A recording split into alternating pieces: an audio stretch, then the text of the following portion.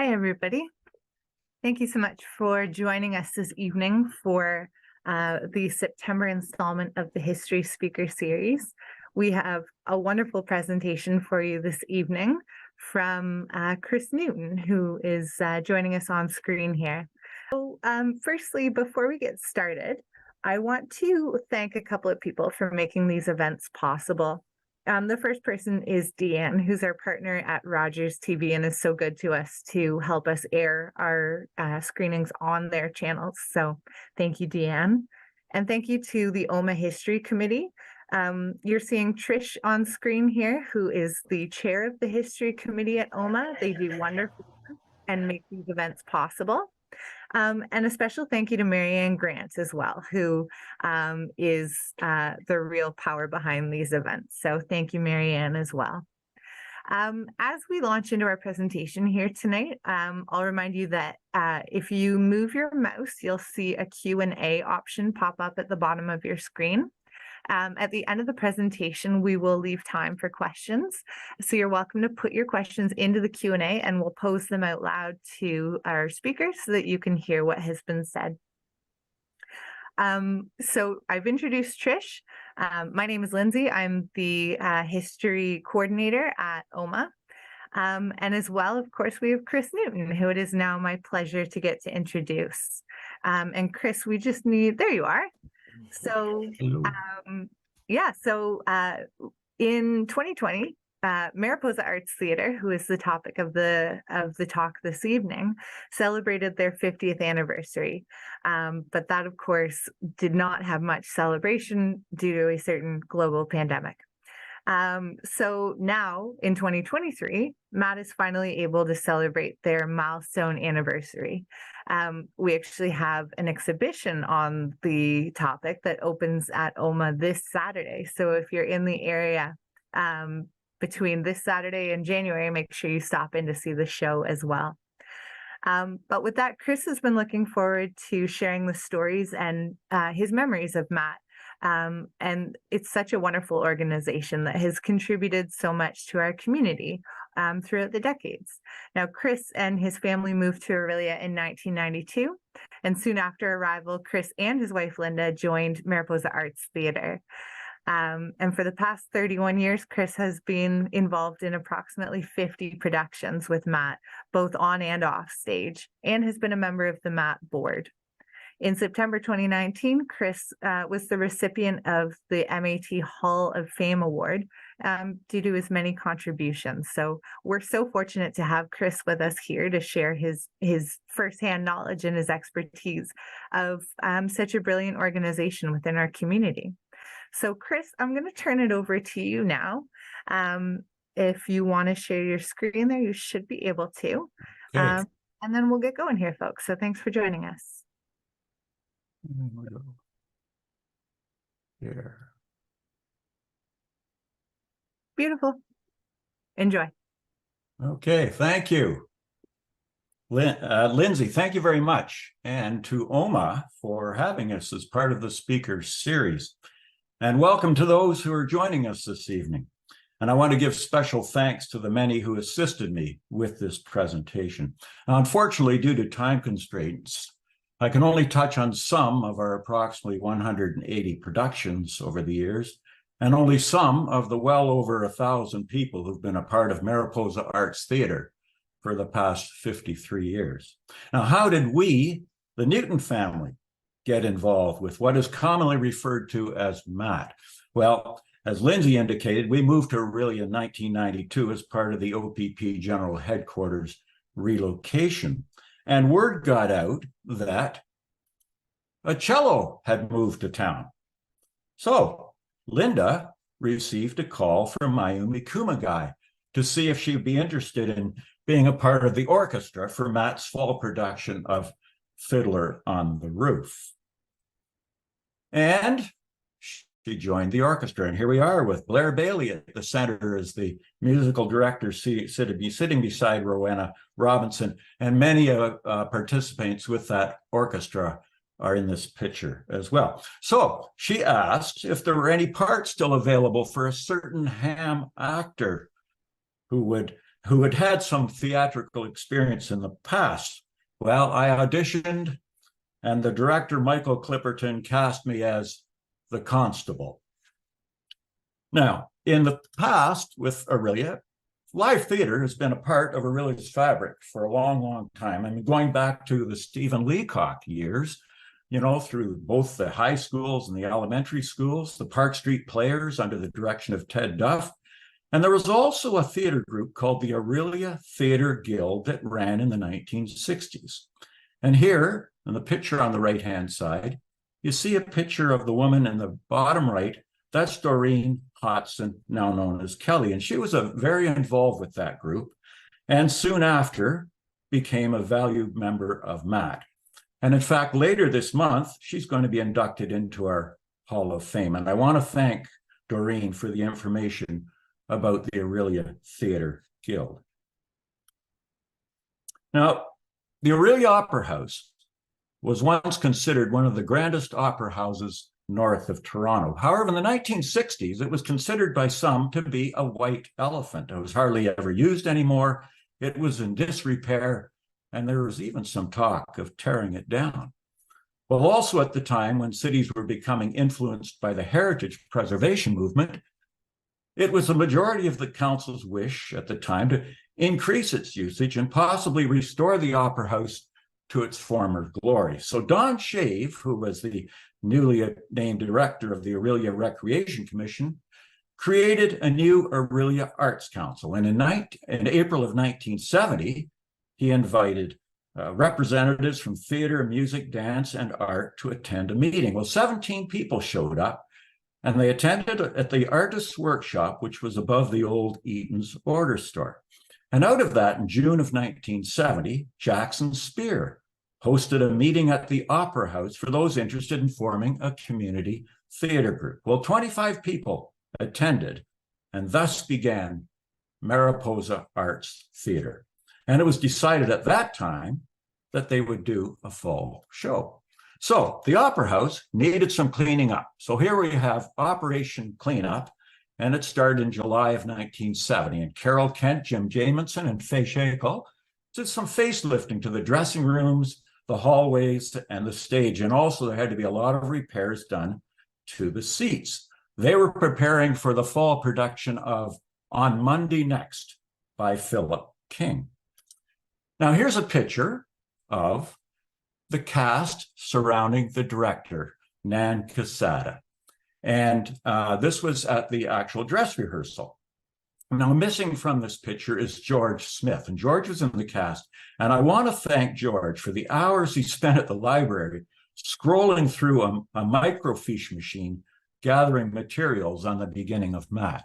In this picture is also Bob and Polly Burns, who went on to become longtime members with MAT. Now, On Monday Next opened Thursday, October the 17th, 1970.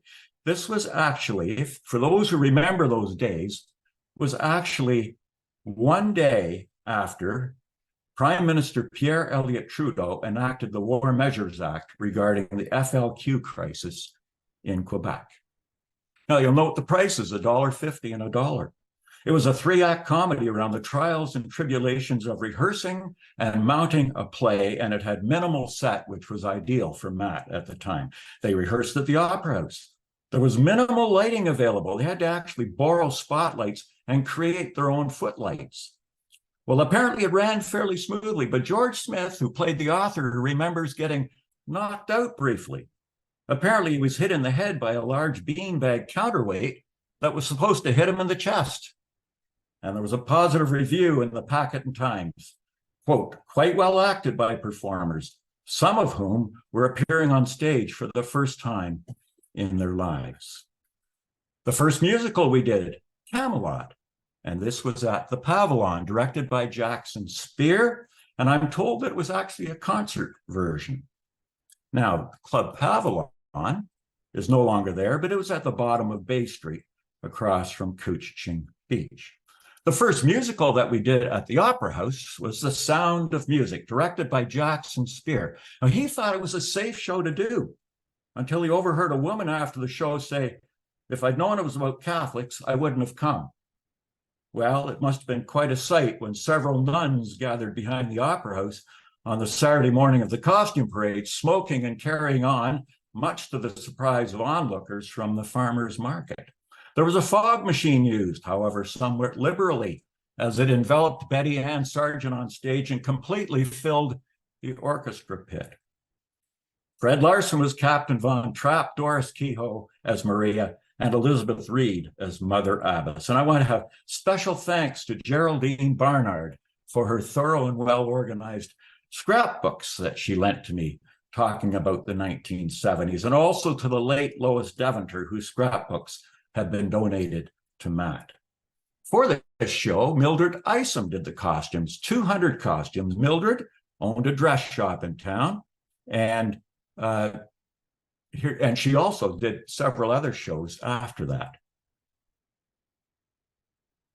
The orchestra, led by Charles Woodrow. Now, it was 34 years later that we did The Sound of Music again. This time, David Jeffries was Von Trapp, Aaron Hill as Maria, and Rita Whiston as the Mother Abbess. And here on the right is a picture of Linda Lewis, who was the musical director. And here she is playing along with her husband, Jim, and stepson, Steve Lewis. And this was directed by Pam Craig and Kevin Scarf. Now, Guides and Dolls, we have done that 3 times. The first time in 1972 was held at the PAV and directed by Jackson Spear. And in the picture, you'll notice that there's some crap shooters, including a 14-year-old Blair Bailey, who was the second from the right in the top part of the picture. And down below, we see Ken Brown as Nicely, and surrounded by Suzanne and Betty Ann Sargent. Well, this show was so popular that it was asked to perform at the opening of the refurbished Gravenhurst Opera House in September of 1972.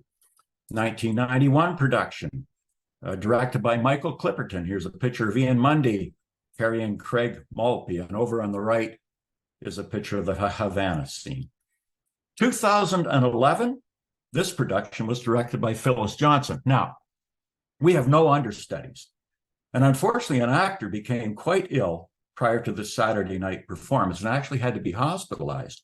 So Phyllis gathered everyone together. Keenan Howell moved up from the chorus, delivered his lines with a script and a newspaper, and amazingly, Mike Sadie, who happened to know one of the songs, stepped in and delivered a faultless performance. 1972 and 73, Matt, for both those summers, there was a cooperative theater company that included York University students and members of Matt. Now, in 1973, there was some controversy over the name. You see, Matt received a letter from a law firm representing the Mariposa Folk Festival. Well, apparently there were some ads noticed in out-of-town cities referring to the group as the Mariposa Festival. And here's a picture of the group from 1973, including some Matt members and York University students. You can't take it with you. We done that twice, 1973 and 2012.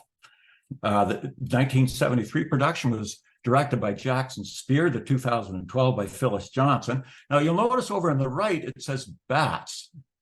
Bat takes a curtain call. Well, apparently, I mean, we've had bat issues at the Opera House for a number of years, but in this case, perfect timing came out when the curtain call was taking place. We purchased our own lighting in 1973, and here's Harold Kehoe at the top, Fred Isom at the bottom, setting the lights up for this show at the Opera House. We also, at this time, helped to pay for the air conditioning in the Opera House. 1974, South Pacific. This was directed by David Rummerfield. Here's Ken Brown as Billis, Jim Barnett as Emile, and Mary Jo Masterson as Nellie. In the year 2000, we did South Pacific again, directed by Wayne Noble. And here we have Dave Graham and Rebecca Towns, Michael Clark and Rebecca Towns.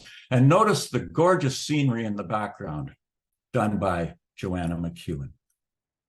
1975 was the first time we did Man of La Mancha. Here's Jim Barnett in full makeup and having it applied by Margaret Ross. Over on the right-hand picture, Mary Jo Masterson played Aldonza. Now, in 1997, we did Man of La Mancha again, this time with John Jeffries as Don Quixote. Now, Jim Barnett was also in this show in the chorus, and Marilyn Gregory played Aldonza. What a wonderful picture over on the right side of John and Jim. Now, we had a real coup in 1975. Alan Lund. Jackson Spear had a connection with Mr. Lund, and he was available to do the show. So he agreed to direct Kiss Me Kate. Now, Alan Lund was a dancer, choreographer, and director for 50 years, and he was also the founder of the Charlottetown Festival. And here he is leading a choreography rehearsal. Over on his shoulder is a picture of Ted Duff.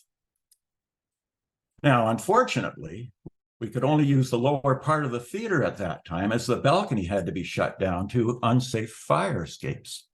Now, notice the beautiful costumes, the sets, and the lighting. Set designer was Gary Branstad. The costumes, again, Mildred Isom. The lighting done by her son, Steve Isom, and Steve has gone on to a very successful career as a lighting designer in Canada. Arsenic and Old Lace, 1976, directed by Ted Duff. And the Spinsters, played by Doreen Hodson, Kelly, and Ruth Van Peckham. Ken Brown was in this production. Now, in 2005, the one directed by Phyllis Johnson over on the right, Ken Brown was in that again, and he played Lieutenant Rooney, the same role he played approximately 60 years before when he was attending university. We've done Fiddler on the Roof 3 times, 1976, 1992, and 2009. And here's a picture of Ken Atkinson leading the choreography. Jackson Spear directed this production. Alan Lund was going to, but he couldn't make it that year, and Jackson took over. The 92 production was directed by Michael Clipperton, and the 2009 production by Wayne Noble. Now, whoops, down went the bed. Fortunately, this was at a dress rehearsal. And here we see Harry Speed and Geraldine Barnard. See, during the rehearsal, the bed collapsed, but Doreen Kelly, or Hodson, she happened to have a camera backstage, which is incredible in those days, and snapped this picture. Here's a picture of Harry Speed as Tevye. The matchmaker scene, Sheila Beausoleil, Tammy Gilbank, and Laurie Graham. Now, several of our shows have been adjudicated over the years by ATCO. Not all, but some. And in this case, Matt won 6 out of the 9 awards while competing against 10 other musicals. And here's the winners. Now, Fred Isom wasn't available to have the picture taken.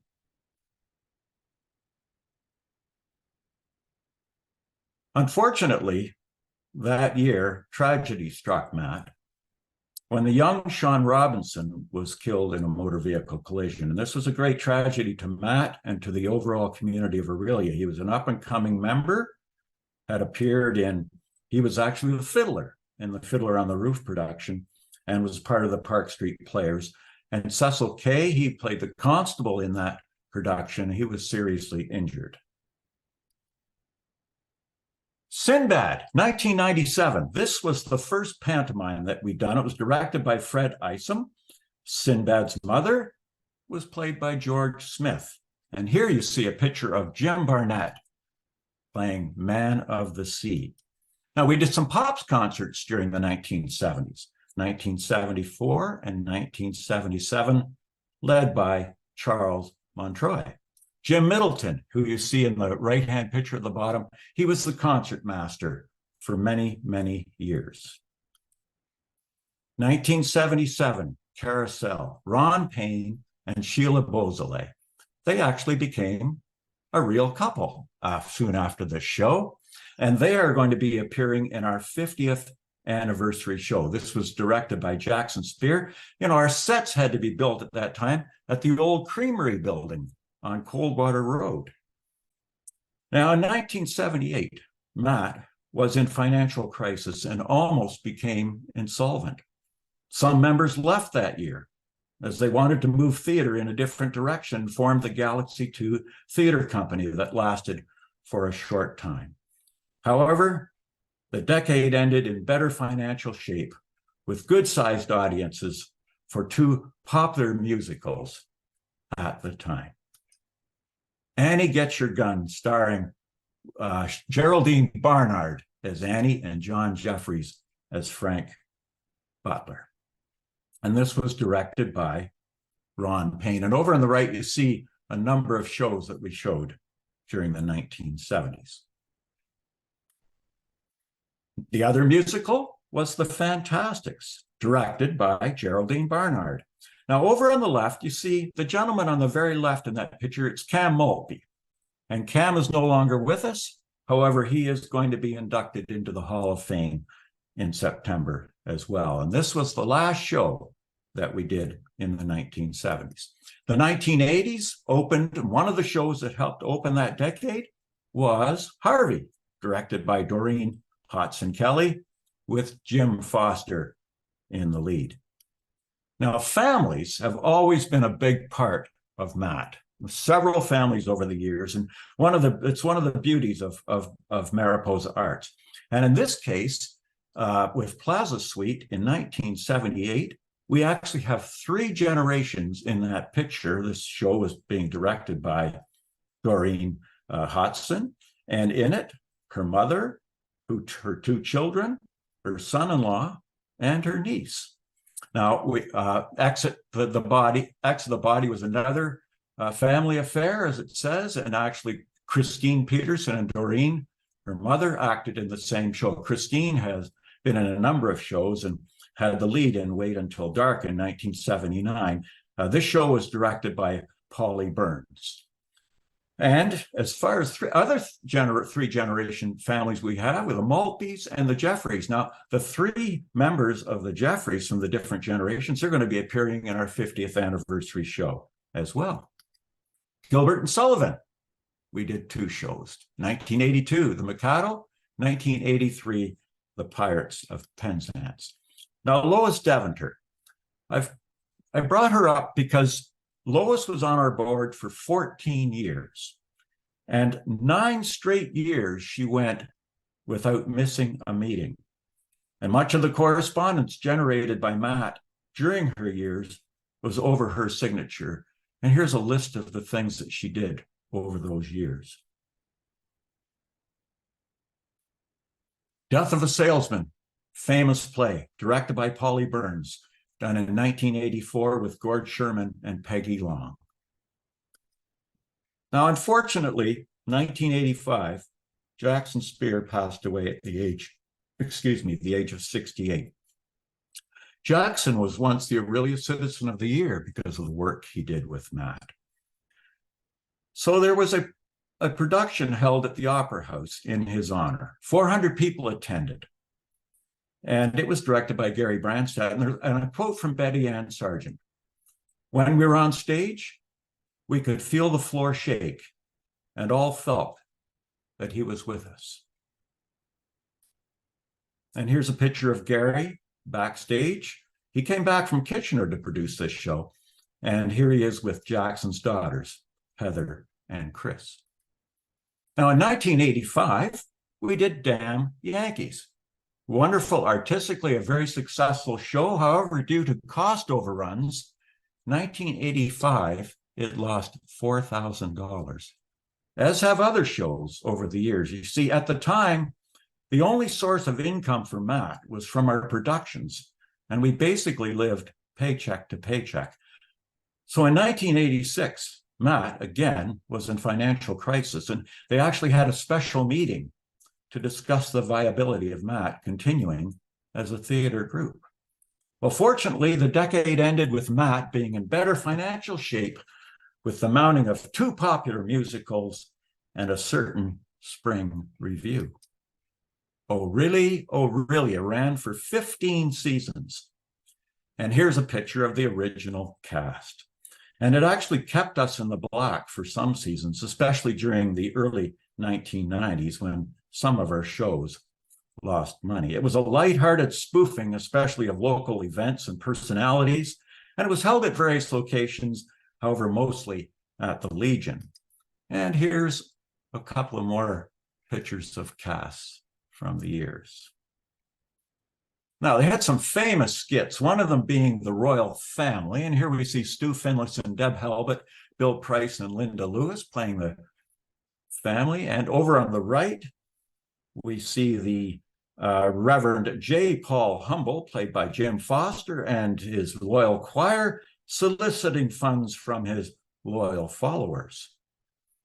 And here's a picture of the guys who appeared in most years. Here's Jim playing Mayor John Palmer. Now, the Mayor John Palmer, he was 7 feet tall, okay? And Jim stood on a chair to play the part. And one night he worked the pipe so hard that it caught his paperwork on fire. And there was also another evening when John Palmer was in attendance. Well, he gave Jim a standing ovation and had everyone else get up and give a standing ovation as well. Over on the right is a choreography rehearsal under the direction of Debbie Drum. Shirley Dunlop, she was the musical director for most of the years, and Bob Luke provided the intermission entertainment with his band. And Myra Luke, she produced all of the shows. Ken and Millie Brown, I love the picture of the two of them. They were involved in every show. And below we have a picture of the cast party. Now, I mentioned 2 musicals that helped to turn things around. The first one was The Wizard of Oz, directed by Sandra Atkinson. And here's a picture of Molly Atkinson and Jenny Rayfield, who shared the role of Dorothy. Now, Molly, she's gone on to star in series such as the Road to Avonlea movies and is presently a director at the Shaw Festival. Here's a rehearsal with the Scarecrow, the Cowardly Lion, and the Tin Man, with the Ted Duff and Sud Sutherland on the left. And here they are in costume, off to see the wizard.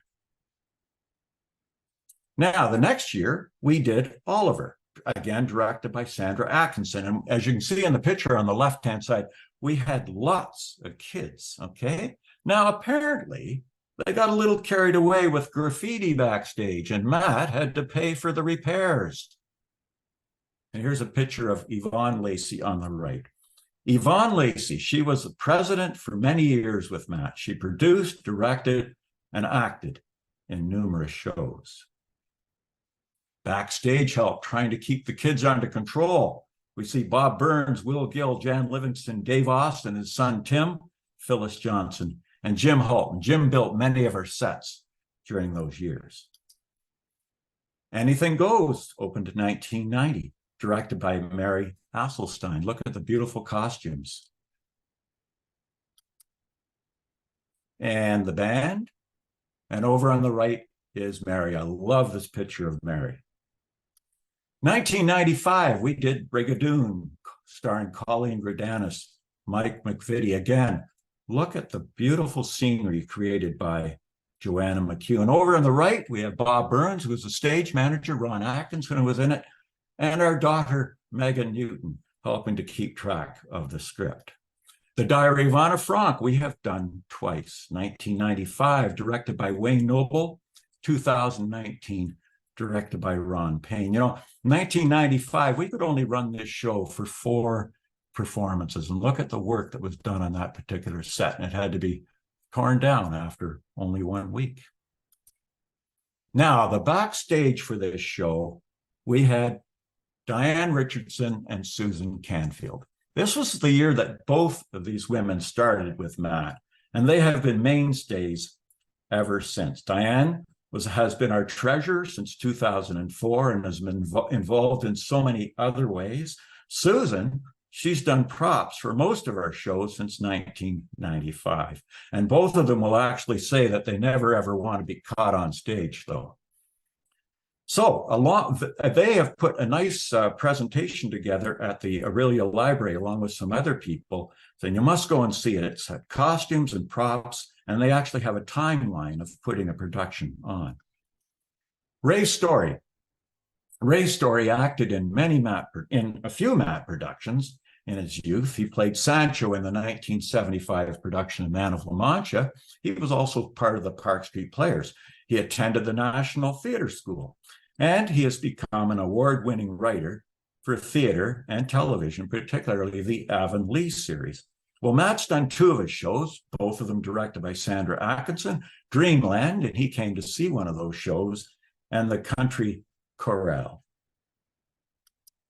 The King and I, we've done that twice, 1973, directed by Jackson Spear with David Rummerfield as the King. And in 1996, this production was directed by Sandra Atkinson. The musical director was Blair Bailey and Rob Townsend as the King. Look at the size of the cast and the orchestra. There's 80 people in this picture. And our members, they come from various backgrounds, okay? Right from students up to professionals. However, I must say that most come from the teaching profession. Meet Me in St. Louis, we did that in 1998. Clang, clang, clang went the trolley. This trolley is made out of sheet metal, and it was made by Chuck Mugford and his students at a Barrie High School. Brian Helbet has also had his students assist Matt with various things as well. Now, the studio theater. We had a lot of financial problems arising from the cost of running comedies and dramas in the more expensive upstairs theater. And we often barely broke even and actually quite often lost money. Well, after the council chambers moved from the Opera House to the Tudhope building in 1997, the former council chamber was converted into the intimate studio theater. And this allowed us to run our comedies and dramas for 2 weeks and to also offer excellent productions of lesser known plays. Now, Matt's first show in the studio theater was called And Then There Were None. And this was directed by Polly Burns, and Bob Burns was in the cast. And this is quite fitting considering that they were both in Matt's very first show in the Opera House in 1970. Now, it took some getting used to having the audience so close, especially when you had long-legged attendees occupying the front row. And for this production, we actually had an audience member walk onto the set during the intermission to get a better look at what was written on the wall above the mantle. And I also want to say this was the first show reviewed by John Schwartz, who has continued reviewing our shows right up to this time. Now, Saltwater Moon, Leaving Home. These were two shows from the Mercer trilogy written by the Canadian Newfoundlander David French. Saltwater was directed by Bev Totten, former president with Matt, and Leaving Home was directed by Michael Clipperton, and here you see Linda Lewis, John Bleasby, Angela Collins, and Philip Cooper. Film night came to Aurelia in 1996. Phil Hull, whose picture you see here, and a friend attended a film that was part of the film circuit in Barrie. He presented the idea to the board as a fundraiser for a building fund and other ways to support Matt. Well, in April of 1996, the first film was shown, Margaret's Museum at the Aurelia Cinema on Colburn Street. And we later, in 2006, moved to the Galaxy Theatre. The film night has had 313 films over 27 years. And the last season prior to the pandemic, over 5,000 people attended the films that year. And it has contributed significantly to Matt's financial well-being. The committee was overseen by Phil until its passing in 2012. He passed the baton on to Ruth Watt and her dedicated film night committee. Ruth has also been a longtime board member and producer of numerous shows with Matt. And quite simply put, without film night, we would not have what our group has today. 1999, we did Rough Crossing, written by Tom Stoppard, directed by Wayne Noble. Now, I just want to say, if you supposedly see alcoholic drinks on stage And it's usually supposed to be something other than alcohol. Now, as the drunken ship steward in Rough Crossing, I had to drink so much iced tea, it took me months to even stand the thought of it, as Susan Canfield, who did the props, can attest.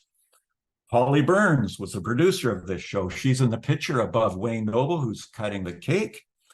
And I also want to mention that a valued member of MAT at the time is Mo Cluche. And you see Mo over third from the right. Mo was worked at the Opera House at the time. When he left, he eventually became a MAT member. Unfortunately, he passed away at a far too young age. We've continued to work very closely with Wendy Fairburn and Claude Lebrec and other staff members at the Opera House. Now, okay, in the fall of 1987, MAT was forced to cancel their one and only show, other than because of COVID. And that's because we didn't have enough men come out. There were only 3 men for 7 male parts. Now, in 1999, Yvonne Lacey, she originally held auditions for Night of the Iguana. Again, not enough men. No problem. She decided to do Steel Magnolias with 6 women: Arlene Decker, Mary Lou Amos, Bev Totten, Patty Scott, Sandra Atkinson, and Janet Lynn Durnford. In 2023, we did Steel Magnolias again, directed by Stevie Baker. The year 2000 opened with Narnia, and this was directed by Polly Burns. Notice the beautiful scenery on the left-hand side and lighting. And this was done by Joanna McEwen. And over on the right, we see Josh Helbett and Michael Clark, the child, and Mike played Aslan. Shamira Dion. Shamir Dion came to MAT in 1997, and she's a trained professional in the makeup. And although we had excellent makeup people prior to this, she took it to another level and did most of our shows until her sudden passing in the year 2020. Over on the right, you see some of her work. Michael Clark as Aslan and Colleen Gradanis as the White Witch in Narnia. And here we see Rita Whiston, Angela Mundy, Holly Patton, and Aaron Hill during The Sound of Music. Now, 12 Angry Jurors, we did that in the year 2001. It was directed by Wayne Noble, and it was perfectly suited for the studio theater because it all took place in real time, hour and a half, no intermission. The audience felt like they were part of the jury room. And it was interesting that we had a mix of men and women for this. Instead of being 12 angry men, it was 12 angry jurors. Cabaret in 2003, again directed by Wayne Noble. This was definitely not The Sound of Music. Starred Jason Allen as the MC and Christina Bosco as Sally Bowles. Now, for 35 years, we had to change our storage facility several times. And the picture you see here is our first workshop and storage building on Peter Street. Now, we had several issues with rent, water damage, landlord disagreements, moldy costumes, room to build. And during one move, we discovered that we had an unwanted pet, a rat. And we also had problems trying to find rehearsal space. It was a huge issue. Schools became expensive. We used churches, people's homes, the Orser Arena, McKinnell Square.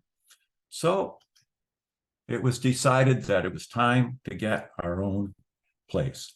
Now, Matt had always wanted our own building, but the finances and someone to lead the initiative was not there. And here's a quote from Polly Burns back in 1987. "I have a dream that Mariposa Arts will have its own building, a place where plays can be staged and where we can store memorabilia and equipment." Well, under the leadership of Phil Hull and others, including Bob Burns and Jim Lewis, the reality of a home began to take shape. The dig began in 2003, and we purchased a property at 12 Brammer Drive. There was a building fund organized by Linda Crawford and Phil Hull. The architect was Rod Young, and Max Durnford was the original general contractor. And here's a picture. A lot of the work was done by volunteers and also professionals. And here's Phil taking a theatrical pose with a saw. Well, on the right, we moved into this to the workshop from the Queen Street location in 2005. And down on the bottom right, you see a picture of Diane Richardson, who oversaw the finances. Here we are approaching the front of 12 Brammer Drive. It's a 5,000 square foot building, basically divided into a rehearsal hall on the right and a workshop area on the left. And as the money became available, we made improvements such as the parking lot, wheelchair accessible ramp, air conditioning, and building a new kitchen. Here we go into the front entranceway, and this is the rehearsal hall named in Phil's honor.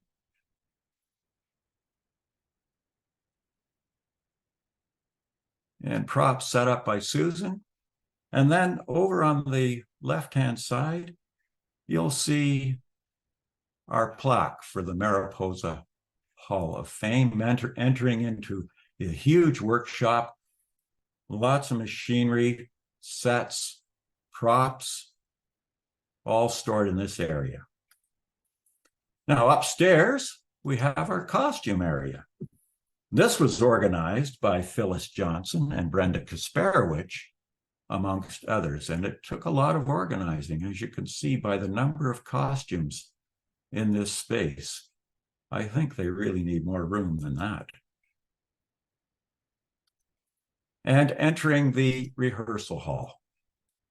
Here we have a nice little entrance, and it's set up for the cabaret that we held this past spring. This allows us to rehearse on the actual set for several weeks prior to a show, rather than the old days when we used to have to move into the opera house and get on the set for the very first time. And up above, you'll see that we have a lighting and sound area. And this was actually the castle from Spamalot. And the space is now utilized also in the summer by the opera house for rehearsing their shows. And here's a picture of the workshop guys, Brian Helbut and Wayne Lennox. They've been invaluable to Matt. They've designed and built amazing sets for most of our productions over the past 20 years. And here they are on the left. They actually appeared on stage in 2 productions, Man of La Mancha and South Pacific. Here they are in Man of La Mancha. So in March of 2005, through the insistence of the director, Wayne Noble, rehearsals moved to the Matt Center. And we cleared enough space to set up the play and the orchestra led by Sud Sutherland. Now, there was no electricity in the building yet. No problem. Our kindly neighbors next door allowed us to run extension cords to the Matt building.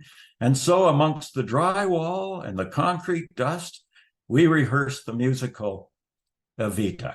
And here's a picture of Amy Lee Patterson with our daughter, Emily Newton, who was the youngest member of the cast at the age of 8.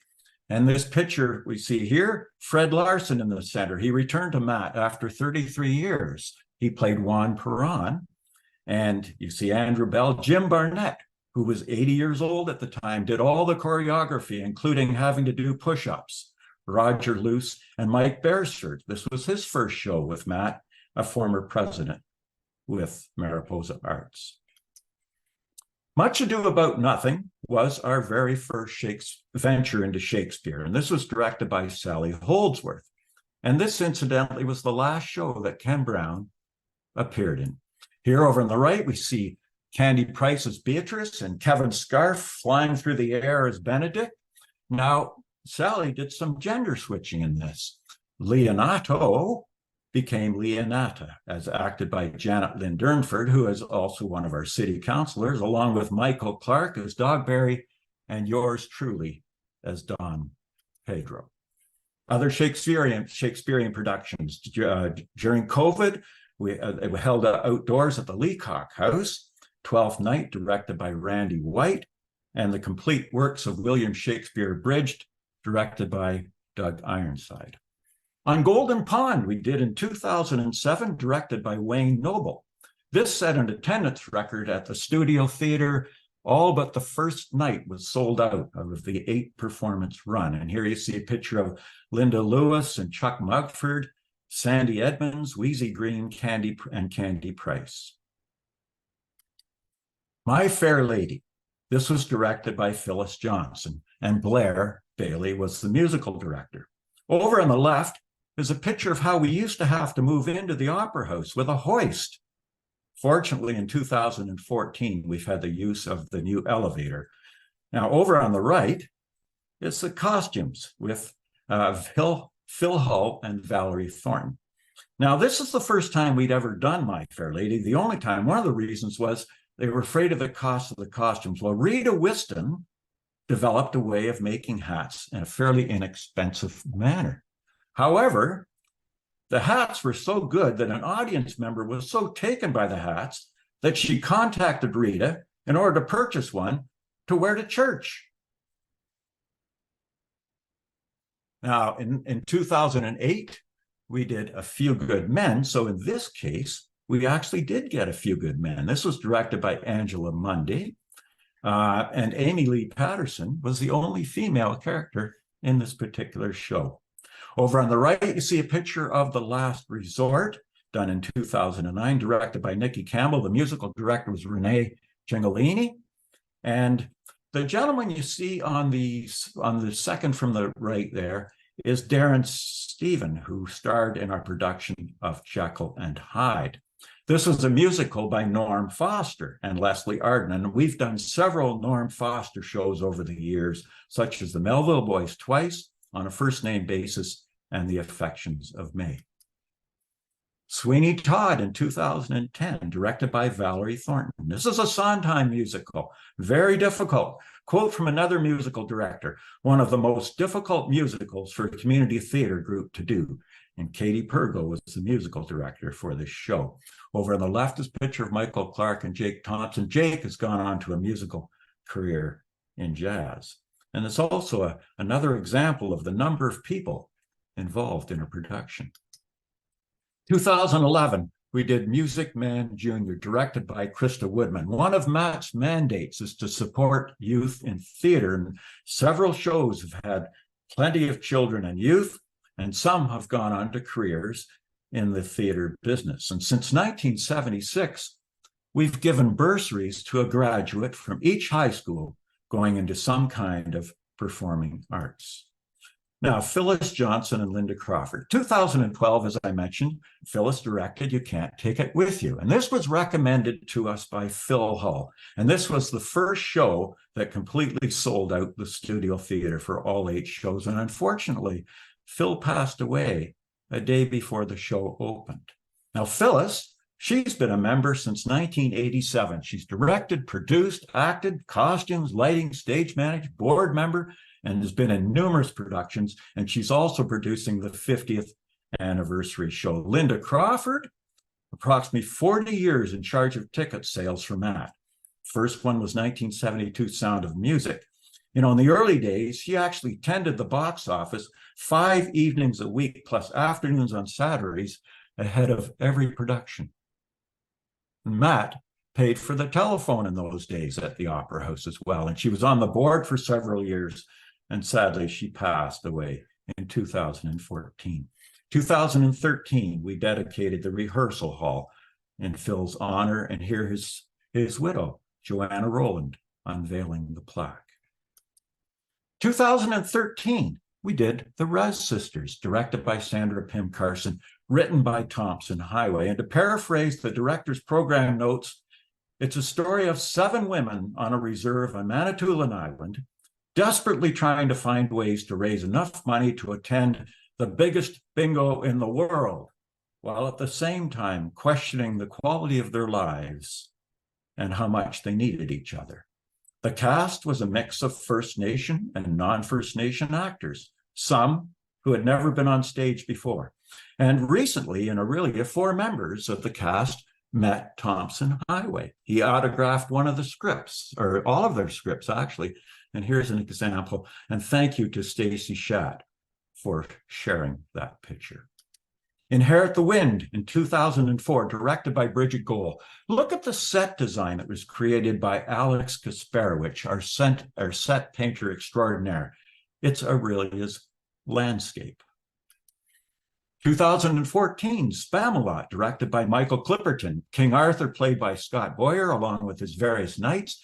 A very clever bit from this show involved the audience being shown a video of Arthur and his knights entering the opera house, charging up the stairs to the entrance of the theater, and then in live action, the actors actually entered the theater to attack the castle. Very, very clever. Now, to commemorate 100 years since World War I, we did two Second World War related shows. The War Show on the left, directed by Ron Payne, and Waiting for the Parade in 2016, directed by James Fairbairn. We'd also done Waiting for the Parade in 1997. And I want to say that Lyndon Newton stage managed both of those Waiting for the Parade shows plus the War Show. Now, in 2015, through the efforts of Alex Gasparowicz and Jim Lewis, amongst others, approval was given by the city to allow audiences to attend the Matt Center for shows. So in 2015, two plays were presented: The Coffee Break, directed by Wayne Noble, and The Anniversary, written and directed by Jim Lewis. And this production was called Two Plays and a Tart. You see, a tart was given out at intermission to members of the audience. And here you see a picture of Steve and Jim Lewis. And over on the right, we see a picture from 2016, the Melville Boys. It's an example of what can be presented at the Matt Center as seen by Alex Gasparawicz's work. Sesquicentennial year 2017, a joint effort between St. Paul's and Matt, was Aurelia is Born. This was a musical written by Jim Lewis, a fictionalized version of the beginnings of Aurelia that began in 1867 as well. This was directed by Phyllis Johnson, and the musical director was Blair Bailey. And this production was actually presented with an award by the city of Aurelia for its contributions to the sesquicentennial celebrations. That same year, we did Chicago, and again, a joint effort with the Opera House, directed by Wayne Noble. Christina Bosco was the musical director. The choreographer was Sherry Nichols. And I want to thank Deb Helbett for the photos for the next three productions. You know, this show should have been adjudicated. Unfortunately, it wasn't, because it's the best production that I've ever been a part of. So many outstanding performances, especially by Josh Helbett as Billy Flynn, who you see on the right with Janelle. It's significant, and also on the left, we see a picture of the Cell Block Tango and Christina Bosco leading the band above and behind the actors. There's a significant amount of time put into these types of shows. In fact, with this show, the auditions were held in June. Rehearsals began in early August, and they ran 3 times a week until we opened in November. Lots of work also behind the scenes with the props and the set building, the costumes, and the band rehearsals. The cost of musicals, it can be expensive. And in most cases, it runs anywhere from $25,000 to $30,000 with the rights, the opera house rental, set materials, costumes, and honorariums. 2019, Urinetown, directed by Valerie Thornton. And over on the left, we have a picture of Natasha Paquin, who won an ACO Award for her performance. A year ago, the Rocky Horror Picture Show, directed by Caleb Sauvé, a cult classic, huge attendance numbers, completely sold out 3 shows at the full Opera House. And this past year, we did Blythe Spirit, directed by Doug Ironside, and The Queer Cabaret, directed by Stevie Baker. For the upcoming season, we have the 50 Plus show, 50th anniversary show in November, The Play That Goes Wrong, a comedy farce in February, and The Murder Mystery, the Canadian show. I'll be back before midnight in April. If there's anyone interested in joining the Matt family, please consider doing so. You can contact us through the Matt website. So there you have it, from our humble beginnings 53 years ago to where we are now. And here's to those who will carry the torch for the next 50 years under the leadership of our current president, Fran Gelder. Thank you.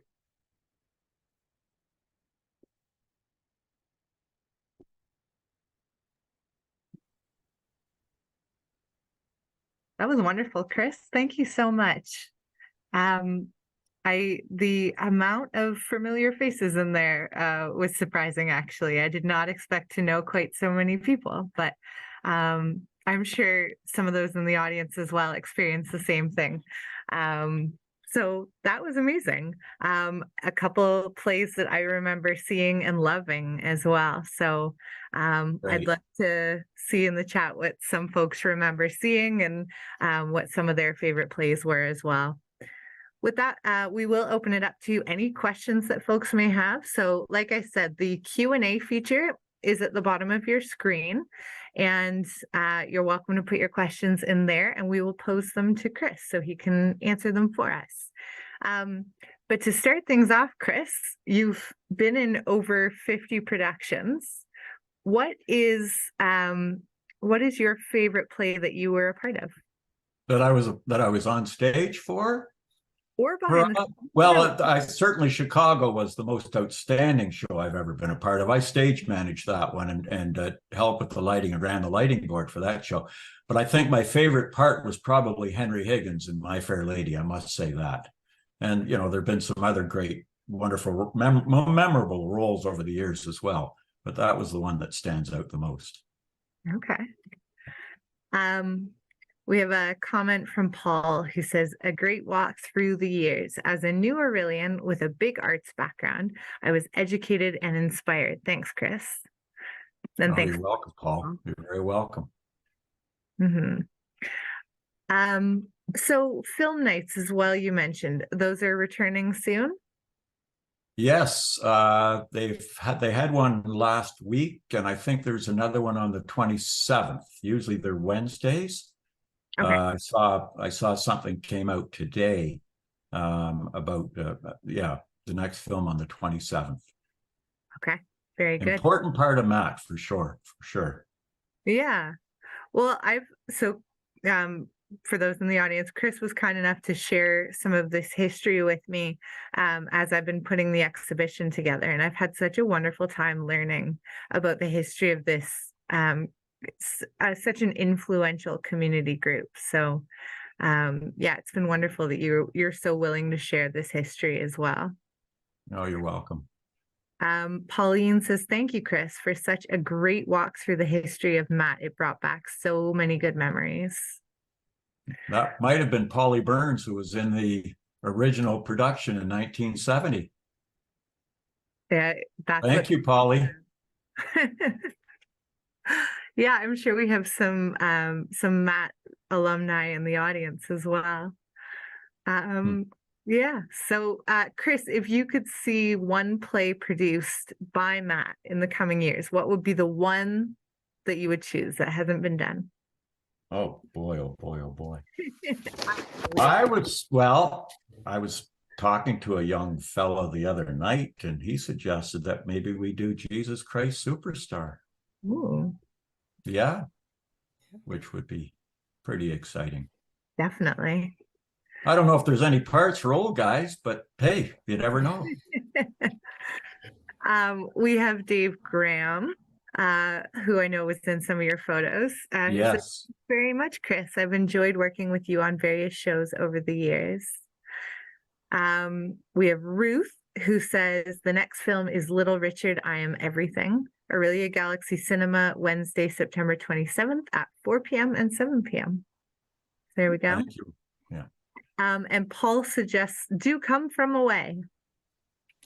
Do I come from away? No, do the play Come From Away. Oh, Come From Away. Oh, yeah, sure. That would be great too. I second that. Absolutely. I've seen that twice. It's a fabulous show. Yeah. Okay. Very good. All right. Well, Chris, we're going to wrap it up there. Thanks to everybody who attended and for your comments. And thanks as well, of course, to you, Chris. I'm going to pass it over to Trish, who's going to wrap things up for us. Thanks, Lindsay. And I do apologize. I have a cold, so my throat is not the best. So I do apologize. So on behalf of OMAH and the History Committee, I want to thank Chris for his delightfully informative presentation. And we extend our sincere congratulations to the Mariposa Arts Theatre for 50 years of entertaining our community. We look forward to many more years of innovative theater and the film nights. A special thank you to all in attendance. I hope you enjoyed your summer, and it's wonderful to see you back joining us again as the speaker series resumes.